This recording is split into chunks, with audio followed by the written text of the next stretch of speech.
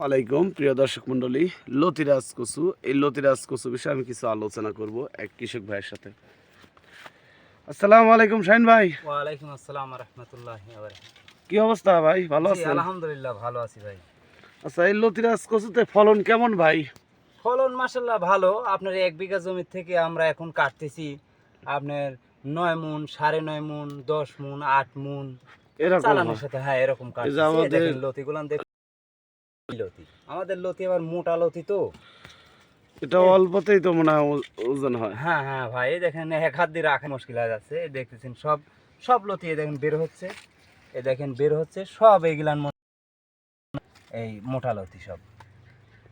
কালকে কাটা হয়েছে। আছে কি অবস্থা। আচ্ছা ভাই, এটা লাগানোর নিয়ম কি? লাগানোর নিয়ম হচ্ছে কেন আপনার লাইনে আপনার দেখায় দেখেন লাইনে এক হাত হ্যাঁ, লাইনে এক হাত লাইনে লাগাইছি আর লাইনে দেখেন সোজা 1.5 হাত। 1.5 হাত। হ্যাঁ এই দেখেন 1.5 হাত, হুম। 1.5 হাত পর পর লাইনে আর হ্যাঁ। লাইন টু লাইন আপনার 1 হাত পর পর। 1 হাত। আচ্ছা, যাই হোক, জমিতে কেমন চারা লাগে? আপনার 1 বিঘা জমিতে চারা লাগে হচ্ছে কেন আপনার 600 পিস। কত পিস বললেন? ভাই সরি ভাই, ওই 4600 পিস মানে 4600 পিস লাগে। হ্যাঁ, 4600 পিস আপনি হ্যাঁ রোপণ হ্যাঁ হ্যাঁ, করেছেন। মানে 600 পিস লাগে, 4600 পিস। 4600 পিস। জি যাই হোক, আমাদের যে লতিরাজ কচু দেখেন, আমাদের যে আমরা চারাগুলি বাংলাদেশের প্রত্যেক জেলায় সেল দেওয়া হয়, তো কোন চারাগুলি একটু দেখাবেন? চারাগুলো নেই যে এইসব চারা বিক্রি করি সেল দিই। এই দেখেন আপনার চারা লতি বের হচ্ছে।